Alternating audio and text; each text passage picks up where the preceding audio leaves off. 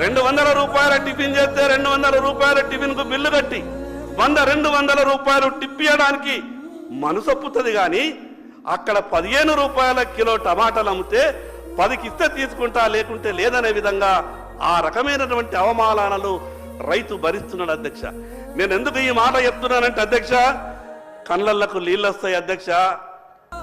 ఈరోజు ఏ రైతు కూడా సంతోషంగా లేడు అధ్యక్ష.